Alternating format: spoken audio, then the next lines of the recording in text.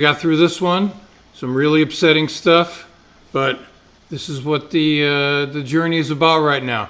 Today, my guest is a saxophonist, a teacher, a very wonderful, intelligent, sensitive guy named Antonio Hart, and we'll get to Antonio in a couple of minutes.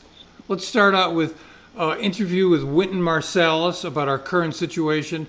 And then Willard Jenkins is going to introduce Antonio. We're going to hear some of his music, and we'll be back in about 10 minutes with a live interview. We've reached a renewed period of civil unrest, the likes of which has not been seen for years, if not decades. I also believe that the role music, specifically jazz music, has played through our history is as a vessel for self-expression and connection for every man, woman, and child, regardless of race, religion, color, creed, or sexual orientation. Given this history, do we as musicians, specifically jazz musicians, hold roles and responsibilities in regards to these movements today? You find it in jazz, the level of involvement in civil rights has gone down over the years. And it becomes more and more difficult to find figures with the type of fire in their tongue like Mingus, like Max Roach, like Coltrane. I encourage you to be for real and add that to your arsenal of things. And joining me now, the artistic director of Jazz at Lincoln Center, 9-time Grammy winner, Wynton Marsalis. It is so great to see you. Thank you so much for joining us. And talk to me about your students and how you've managed virtually to have the Jazz Festival and also to engage them on the current crisis that we're all facing in this country. Well, the band directors were interested in it as communities all over the world, 23 bands, 5 international bands. And jazz students are always on top of civil and social issues because of the nature of our music and the great figures in it. And it's a worldwide community of people who are always interested in civil rights, and we're happy to see them activated. So they don't get any pushback on us, and we also don't tell them what their perspective should be. We just free them to express their power, and we embrace the energy of that power, and we focus the intelligence of it, focus it with intelligence like we do in our music.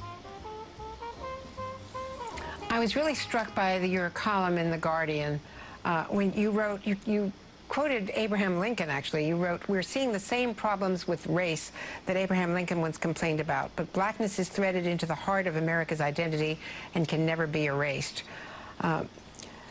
You've posed the question in this piece that the U.S. is still segregated, and you ask whether our democracy is up to the challenge. Talk to me about that and how you're leading your students through this really difficult time. Well, it is a question that we have to ask ourselves. Democracy is receding around the world. And when it comes to the struggle that's required to deal with our way of life, the powerful coalition of Americans, black and white, male, female, across the lines, it is required to create real change. We've seen that we're not up to that. We weren't up to it after the Civil War. That cost the lives of 700,000 people. We were not up to it when we repealed Reconstruction. We were not up to it after the Civil Rights Movement. When people found out they were marching in the streets in their 20s, they discovered in the 1980s, hey, these houses are ours now. There's been a transfer of wealth. Are we going to risk this wealth? We're not in the street now. We're trying to protect these things that we feel have something to do with the entitlement and whiteness. These things are fake. And when you look at things that happen in our government, the last tax plan, a majority of white Americans happy with how they were treated? Instead, they're on these TV shows getting fed propaganda. Look at the facts of it and how it affects your life. We're a stronger country when we embrace our most fundamental and sacred ideals together, and those people who believe in them form themselves in alliance against those who don't believe in it. We are not an empire. We are a republic. We have to make the choice at a certain point. Are we an empire or are we a republic? And jazz music has always said, we are a republic. I don't have to change my rhetoric at this time. I've been very consistent because my rhetoric comes from all the jazz musicians, black ones and white ones. It could be John Lewis, it could be Jerry Mulligan, it could be Dizzy Gillespie. The list goes on and on and on. The great musicians I played with and knew, great artistic figures I studied with. Their vision and their vibration was really all the same about what it takes to protect American freedoms in the struggle to achieve democratic balance. It strikes me that there is something about improvisation about the freedom and the spirit of jazz. You talked about, Mingus and Monk and all the greats before and since. Is there something so democratic about jazz musicians that it makes it all of one piece? It's unbelievably democratic. It's our mythic art form. First of all, we have improvisation, which is about your personal freedom and you express yourself, and we prize that. Second is about swinging, and that means you recognize that freedom in others and you try to achieve a balance with them, and it forces you to listen as hard and unprejudiced as you speak. And the third is the blues, and the blues teaches you that sometimes things don't work out, and you have to be adult and not naive and use your will to create the change you want to see. So yes, our music has many great figures that have stood for democratic freedoms from all areas of the country and now all over the world. And we see with our students around the world, they're embracing this. And we don't want our country should have a leadership role in embracing the world, but we can't do it if the things I said about Abraham Lincoln, the last word of Lincoln's quote is self-interest. This is the thing that we've fallen into, a type of segregation and stupidity. We're listening to any kind of person on very complex issues, any type of idiocy that's like barbershop level conversation. These are not barbershop level problems. Not saying we shouldn't discuss it in barbershops, but that shouldn't be a kind of point of view that we have people following. And jazz music teaches us to be up to that challenge because of the virtuosity of the musicians and the sacrifice that we see in their music across time.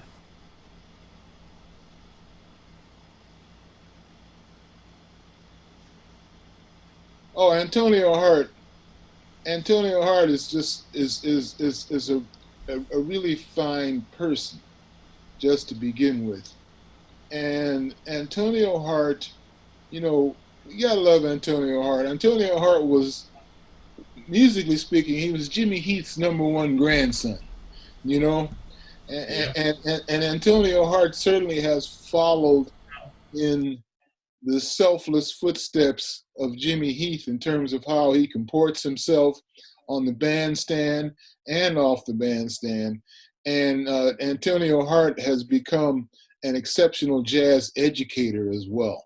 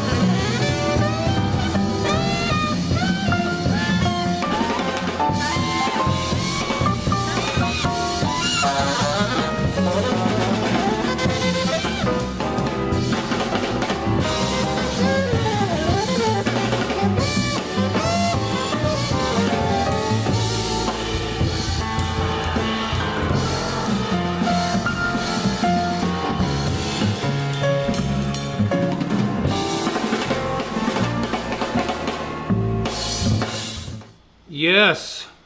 Antonio Hart, can you hear me? I can hear you well. Can you hear me? I can hear you. Welcome to the show. Thank you, man. Thank you for having me. Great to have you here. Before we get into the Antonio Hart story, I'd like to get your reaction to the thing that Winton just said there about musicians and jazz and politics. Any thoughts? Like I told, I couldn't hear it. I really couldn't hear anything that Wynton was saying. Okay, let me ask you this: Do you think that playing jazz is a political act? I think the job of the artist is to express what's going on culturally, economically, socially, and politically. So yes, there's aspects of jazz or music or art that is definitely political for sure. So let's go back for a minute and talk about the past, where you came from. You were born in Baltimore? I am. And how did you get into jazz? What was the impetus for you to become a musician? Well, I'll make it short. In elementary school, they brought a band to the school to perform for us, and this guy had like 3 or 4 of these things on the stage. I didn't know what they were called, and he played it, and I was like, whatever that is, I want to do that. And that started the initial germ for playing the saxophone, and I had to wait for a little time because I was too young. And I started, I was able to start in elementary school. I went to a junior high school, which was not such a great educational situation. And the only reason I wanted to go to school was to play that instrument. In the 9th grade year, they were going to cut out the arts in the Baltimore City Public School. So my 9th grade year, I wouldn't have had music. And I was like, man, I really didn't want to be in school. I wasn't learning much. It was really a bad situation. And maybe a few years before that, they opened up this performing arts high school called the Baltimore School for the Arts. And one of the gentlemen that I went to junior high school with got accepted there. And I don't know what he did or who he talked to, but he was able to get me an audition. So I auditioned. I couldn't hear it. I'm hearing something else in my recording. Is it okay? Yeah. Okay. Oops. Sorry about that. Okay. Some issues here. That's fine. Okay, so who were the first jazz musicians you heard, and what was it about the music that grabbed you? I mean, was it Charlie Parker, Gary Bartz? I still have to finish that story. Okay, please continue. I'm sorry. I left off. At the School for the Arts, I was trained classically, 4 years of classical saxophone, and because I didn't feel like I was going to have a career in orchestras, because I didn't see many people that looked like me, and playing music was fine, but I just didn't see myself playing that as a career. I started listening to one of the jazz stations that was part of Morgan State University. It was called WEAA, and that's when I started hearing jazz. But initially, the people that I heard were people like Grover Washington Jr., probably first, before I heard like Sonny Stitt, Charlie Parker, and people like that. So fast forwarding, I was trying to find a college that I could go to where I could study this music, and I ended up going to Berklee College of Music. And that was like the beginning of everything for me. I started out as a classical saxophone player, wanting to learn how to play jazz, but having a connection with the music and a love for the music. So I had to start at the bottom of the totem pole in terms of Berklee and work my way up. So I spent hours and hours, 12, 13 hours, just practicing. Always had headphones on, always listening. My teacher, Bill Pierce, taught me how to transcribe. So I started learning the vocabulary and just playing every day, like 7 days a week, like just totally being obsessed with the music. That was really what really started the whole thing for me, being at Berklee College. And I went there primarily because of Branford Marsalis and Bill Pierce. Both of those guys were jazz messengers. And I call Branford my big brother. I adopted him 30 years ago as my adopted big brother. And I wanted to be around Master Bill Pierce because I heard him on recordings before I knew he was with Tony Williams and other people. And Bill Pierce, another teacher, Andy McGee, and the classical professor, Joseph Viola, those were like the guys that really helped me in terms of my development of the music. Great. Let's go to a video here of someone who's perhaps an influence on you. It's called Dr. Follows Dance.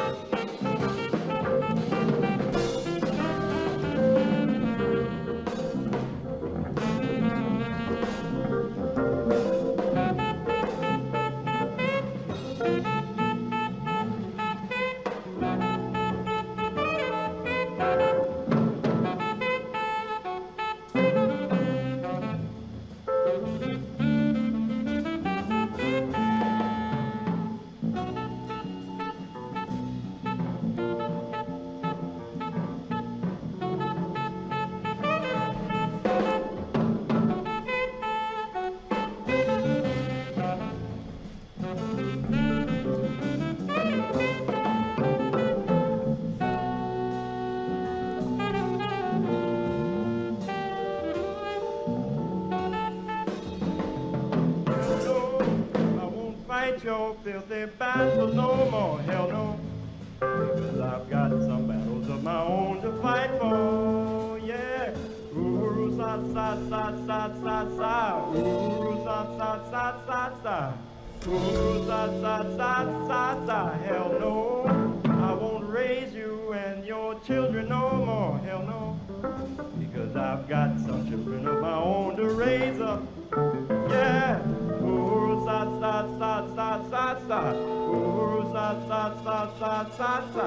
Ooh, sa, sa, sa, sa, sa. Hell no, I won't fight your filthy battles no more, hell no.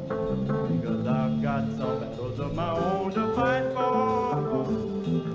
Ooh, sa, sa, sa, sa, sa, sa. Ooh, sa, sa, sa, sa, sa, sa. Ooh, sa, sa, sa, sa, sa. Hell no! Yeah, hell no. Antonio, you're frozen, baby. Hope I didn't put you to sleep. Whoop. No, I'm here, man. I don't know what's I going don't on. see you. I just see the Skype thing. Your video went off for some reason. I'm here, brother. Okay, there here. you are. Gary Bartz. Yeah, that's the master right there. What do you like about Gary? Bartz. Everything. You know, he was the first person that I saw live. Gary Bartz and Gary Thomas, for that matter, in Baltimore. But I used to sneak out of the house when I was a kid. My mom would go bowling, and I would sneak down to go to the sportsman's lounge to see Gary Bartz. And I would take out my horn, and hopefully he would let me play. And he never let me play. And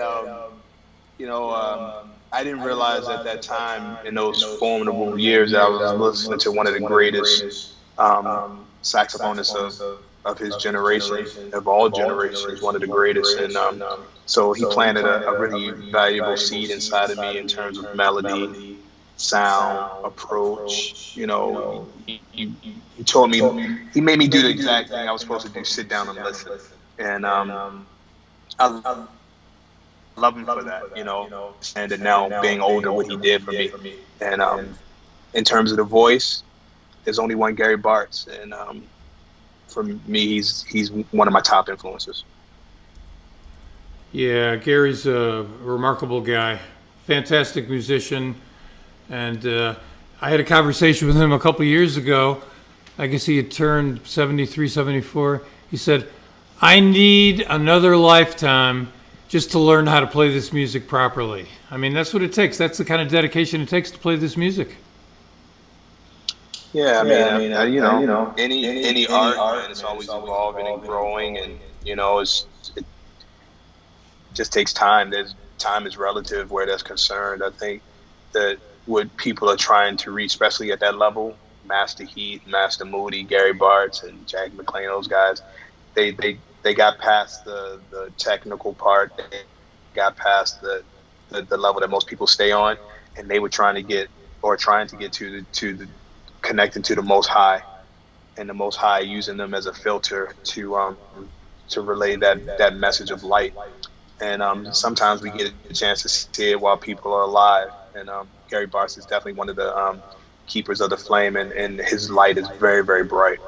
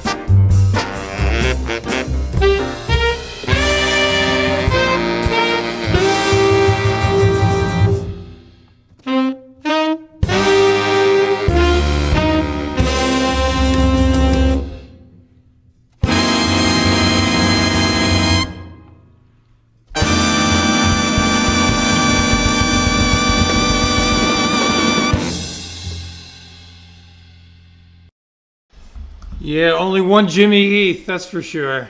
When did you first meet Master Heath? Antonio? Oh man, you about to. Now I'm here, man. You about to make me cry looking at my master, man. Whew. Sorry, give me a second to get myself together. Okay, while you get yourself together, that was an excerpt from a film that I did a couple years ago called Passing the Torch. I've known Jimmy since the 70s. We met, I was writing for Downbeat at the time. Percy and Jimmy showed up at my apartment on the Upper West Side for an interview, and I was really impressed by them as musicians and people, and Jimmy and I were friends from then on. And Jimmy came out here to work with the Tucson Jazz Institute with a group of teenagers. And I saw something magical happening there between a master and apprentices, and I made a documentary film about it. I captured some of what Jimmy did. Sadly, we lost Jimmy a little earlier this year. Jimmy was a fantastic musician, writer, arranger.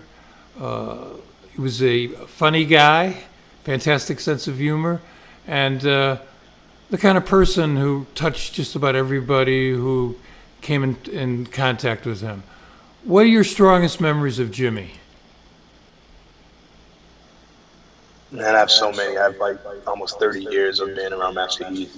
The time at Queens College, I went to get my master's at Queens College because I wanted to be around a master.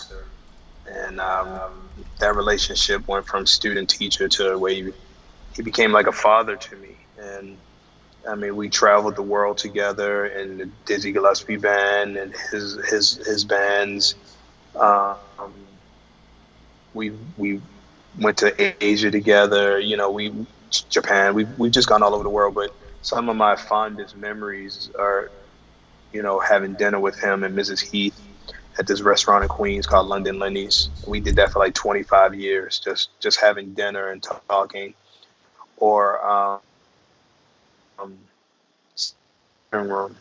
And Mr. Heath was an avid sports person, but I know nothing about sports. That's just not my thing. But I would just sit on the couch and just watch sports with him, just because I wanted to be with the master. And, periodically the phone would ring, man, and it would be somebody like Barry Harris or Milt Jackson.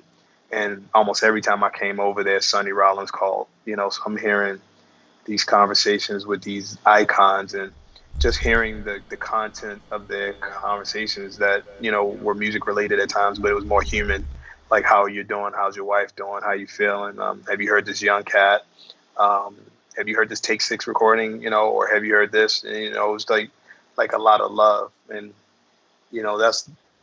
that's what Master Heath was love. I never met anybody so smart. I used to say he was like a computer. And he was always working on music up until he couldn't do it anymore. Man, I miss him so much, man. It's like I said, just seeing that video kind of like messed me up for a second, because this week I was just wondering, I just wanted to speak to him, man, and just hear his voice. He used to call me, he was like, "Hey, all Hart," and I would give anything just to hear him say that one more time, man. I was very, very blessed to have a mentor that was a true giant in the art form of jazz, a giant in just humanity. I learned so much more about what this music is, and it's not based on chord scales and harmony and rhythm, but just how a person lived their life and how his ideology about life, about being a father, about being a husband, about being a brother. He was very spiritual, very, very compassionate, very sensitive, and I would hope one day that I could have a little bit of what he passed on to me, man, because that guy was just a musical prophet and icon, and that doesn't come very often on that level. Yeah, Jimmy was a very, very special person, and he's missed big time. Sadly, you lost someone else you were close to earlier this year. I noticed that you got a photograph on the back wall. It's not a photograph, it's a print of something. Who is that trumpeter in the photo? Actually, can I move the camera? Or Yeah, you can move yeah. it, right? Yeah. That's not a print. That's actually an actual charcoal drawing that a gentleman named Ernest Shaw went to the Performing Arts High School with me. And he said, I had a gift for you. I was playing in Baltimore at the Keystone Corner with Buster Williams and Cyrus and Lenny White. And he had it rolled up. And when he pulled it out, man, I just started tearing up because like Roy is actually coming out of this picture. It's brilliant. He gave it to me as a gift. He charges a lot of money for his art. And he just said, all I want you to do is just frame it for me. And I honored that, and I look at Roy every day, man. You know, that's a period together about 3.5 years of touring the world before, you know, I left the band. We had a little disagreement at a time, and for several years we didn't really communicate with each other. But I was so thankful that near the end we kind of made up with each other, and you know, he would write me for my birthday, "Love you, big brother," and I would write him, "Love you back, little brother." You know, another one of those lights. You know, we could say he left too early. You know, we always say that, but I believe God puts us here for a time, and once we serve our purpose and do our job, it's time for us to move on to the next place. And Roy did a lot for the world that's still kicking very strong. Yeah, well, one of the things about this music is after people leave, after they drop their bodies, the music is eternal, and people are going to be digging Roy Hargrove for many, many years to come, along with Jimmy Heath. Now, you kind of like came to my consciousness in the 90s. Let's look at a clip from that period.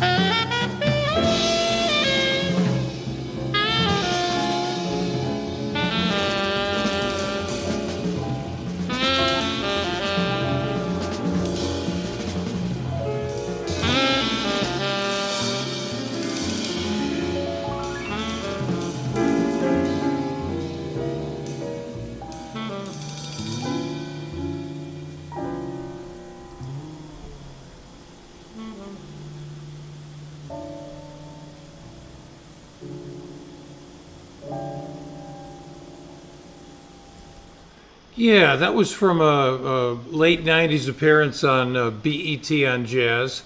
At that time, there was a young lions movement, so to speak. Record labels, in an attempt to introduce more people to the music, started recording younger musicians like Roy Hargrove and Antonio Hart. And a number of people came out of that scene. Christian McBride, I think Carl Allen, Benny Green. And you guys are now moving into elders territory. How does that feel to make that transition from an apprentice to a master? It goes back to what you said with Gary Bartz, man. It feels like I need another lifetime to do something. But I'm so thankful to be a part of that period, man. It was very fruitful. We benefited from it, and I don't know if it will ever come again like that. But we were very, very fortunate, and all those guys that you mentioned, and there's several other guys. We just loved the music so much, and the whole objective was just to be a part of great. And it was just nice to have a machine behind you that allowed you to record and tour and develop your craft in front of people. So I'm so thankful to be a part of that period. Well, we're thankful that you're here and doing it and carrying it on. This is an entirely different time. The world has changed dramatically, even in the past 6 months. How are you holding up in this space where you can't go out and you can't play for people? What is that like? It's surreal, but it also forced me, just speaking for myself, to go inside, to think about how I think about life, how I think about relationships, how I think about friends, and even how I think about music. So it's been a double-edged sword. In some respects, it's really good because like I said, it made me take a look inside of myself, and I had time to do that. On the other side, I do miss playing with people. The other day, I've taken my horn out to the park. I live in Brooklyn. Fort Greene Park is down the street from my house, and I would sit behind a tree. And I took the soprano one day, and the other day I took my alto. And this guy, I was just playing ballads, just playing outside without putting a sock on my belt because my neighbors, I can't play loud here. And this guy had a djembe.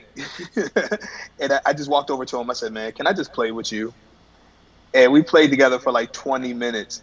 And my spirit just rose, man. I was just so happy to just connect with somebody on a musical level. It was the best feeling in the world. And I think the people that were in the park, it wasn't even about, entertaining people. It was more for me being selfish to get myself off. But I think the people in the park enjoyed it too. And but yeah, it's a difficult time, man, as an educator, and definitely as a performer. Not touring. I've lost tours. I was supposed to be in South America and Asia and different parts of the world that can't happen now. And monetarily, it's rough. But the playing of the music and connecting with people, listening to the music, the community and friends, and not being able to see them and worried about them time in history. Yeah, it is a very strange time. And sometimes we don't realize how important something is until it's taken away from us. And that's how I kind of feel about live music. It's always been part of my life. Almost took it for granted. Excuse me. Now it's not there, and I definitely feel the loss. I want to go to another more recent track here, and we'll come back and talk about it in a second.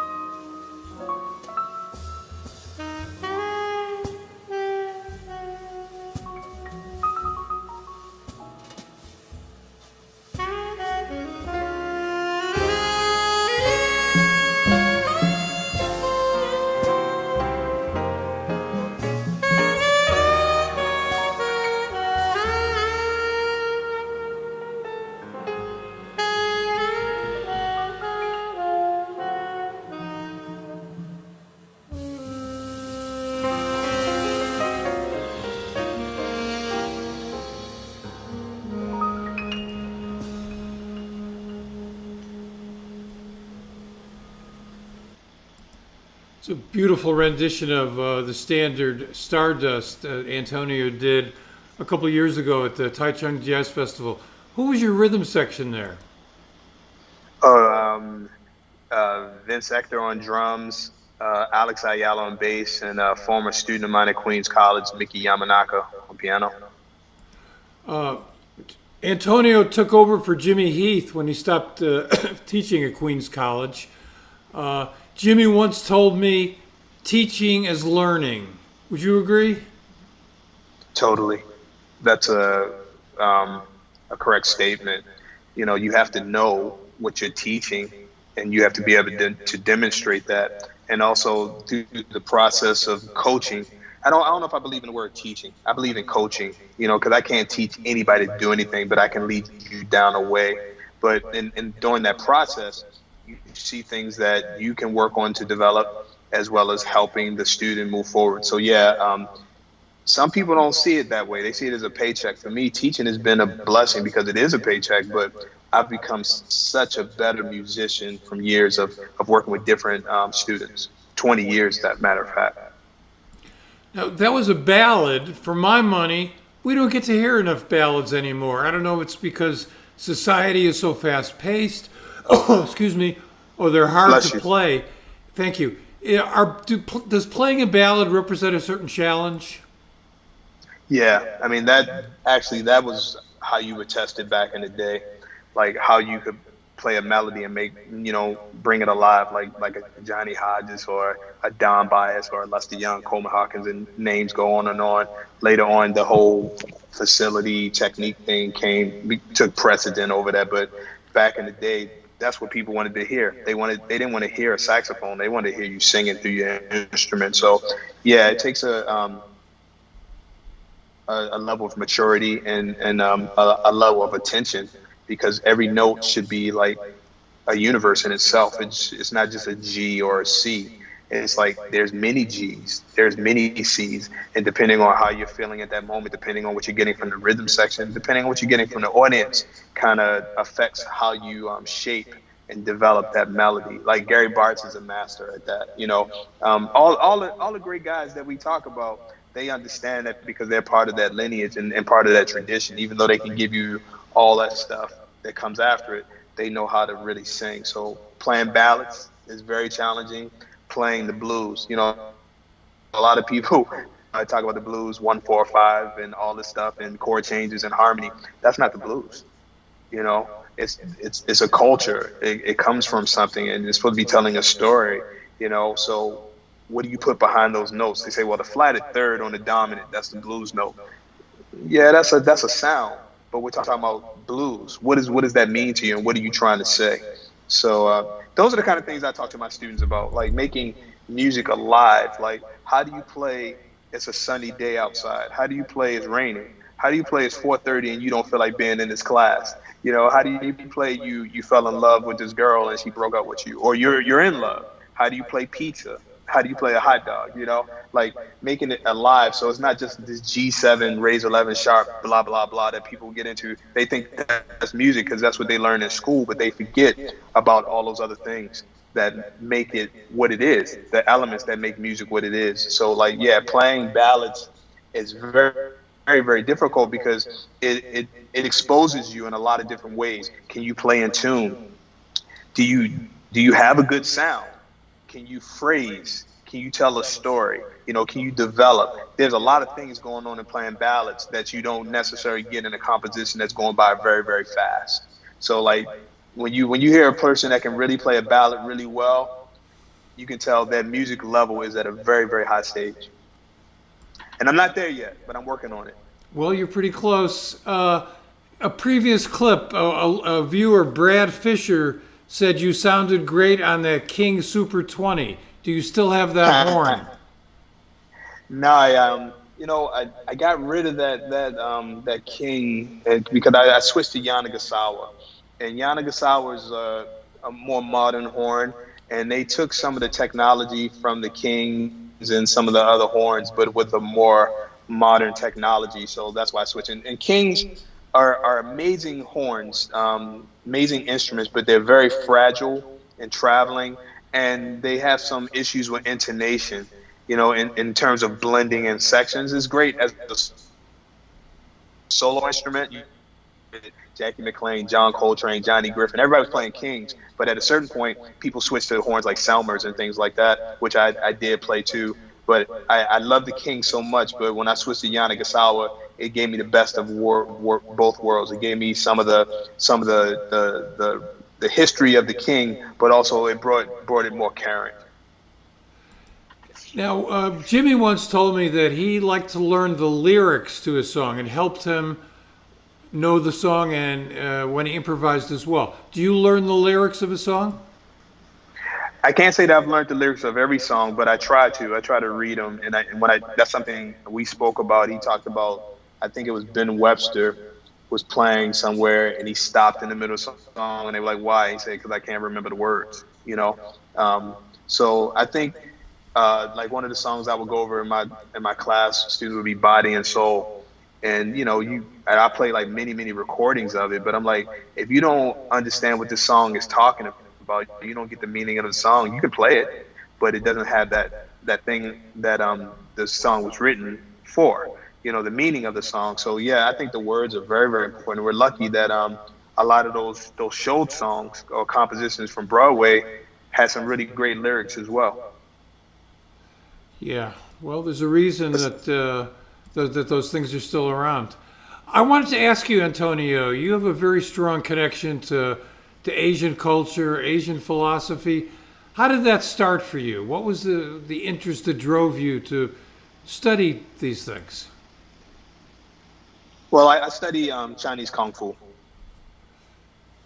I've been studying it, and through that, and then for about three or 4 years, many years ago, I was practicing Buddhism, the sect called Soka Gakkai. Like Herbie Hancock and Wayne Shorter and Robin Eubanks, Steve Teray, the Nam Myoho Renge Kyo. I did that for several years. So I've always felt a connection with that Eastern philosophy, but more so deeply because of studying the martial arts, because the Buddhism is really intertwined to the study of martial arts. So I've been very fortunate to my Kung Fu comes from southern China, and I've been fortunate to go to China maybe about 13 or 14 times. I was able to blend teaching music, but also being able to study. So to be like Fushan, where my Kung Fu comes from, I'm going to Shaolin Temple. As a matter of fact, I tell people this, and it's true. Shaolin Temple is about 1,500 years old, and on top of the mountain is a big statue of this guy they call Dao Mu. Dao Mu was the Indian Buddhist guy from India that brought martial arts to China, supposedly. So I'm the only person ever to take my horn up there and play jazz. I played There'll Never Be Another You. So I'm the first I played jazz at Shaolin Temple, and going to Wudang Mountain, which is the home of what they say the home of Tai Chi, and of course the Great Wall, the Forbidden City, and I love the history, because they have like 6,000 years of documented history. That's to me, and just the whole idea of yin and yang, the law of change and things like that. Really, I try to live my life by that. So I'm affected greatly by the Eastern philosophies. A couple more questions, then we're going to go out with one more incredible piece of music. What style of Kung Fu? Vincent says he studied Wing Chun for years. That's what I study. I study Wing Chun. Mm-hmm. And do you play any traditional Chinese instruments? Brad Fisher wants to know. No, I bought a bunch of flutes, though. I do have quite a few of the different kinds of Chinese flutes in different keys. You have to have the rice paper. It's a whole process to play these instruments. But nothing that I studied. I have too much respect for that. That would be a whole nother art that I would have to spend a lot of time in. And like Gary Bart said, I need another lifetime to learn how to play saxophone. Yeah. Well, I think you've made some pretty good inroads in this life. We burned through an hour here. We could go on for a lot longer. Hope we can get Antonio to come back. Any closing words, my friend? Man, first of all, I read your post all the time, man, and I love the fact that you speak your mind, that you speak up for humanity, you speak up for things that you feel aren't correct, and I think a lot of people need to do that. So I respect you greatly for that. I respect you greatly for supporting this music and documenting history and the masters, which is very, very important. So that makes you family as far as I'm concerned. For any young musician or anybody that's listening to anything that's happening today, anything I'm saying today, continue to love the music, continue to really practice, continue to compose, because one day you'll get a chance to do that. Pray, meditate, whatever you do to put out positive energy out here, because we need it so bad. Support each other. Don't get in cliques and talk about who's playing what, who's playing music. We need to support each other. If it's something that you don't dig, that's fine, but you don't have to talk about somebody. If somebody's putting their hours in and practicing and they believe in their art, why do you want to tear them down? You want to build each other up, and we build this community of love, because like I told you, Jimmy Heath and Sonny Rollins and all those cats, that's what they did. It was about the love. They had people they didn't listen to, and that's fine, but they never talked. And I'm telling you, 30 years, Master Heath never talked bad about anybody. So that would be my message. And just the final message is, if you're of age, get out there and vote, and encourage your friends to get out there and vote. Don't let anybody tell you that they're not going to vote. A lot of people died for you to have that opportunity to vote, and that's your right as a U.S. citizen. And we have to make change. And please get out there and vote. We can't go through this anymore. We need change, and we have the power to make that change.